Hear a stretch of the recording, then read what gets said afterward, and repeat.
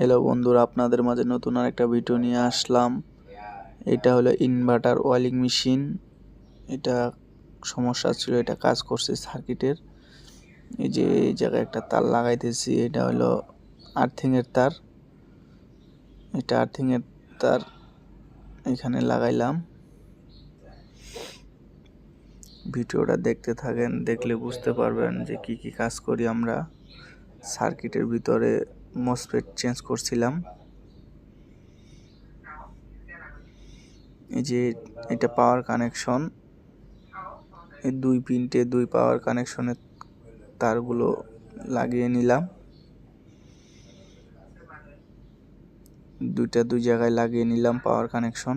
কাঠের মধ্যে পাওয়ার দিলাম।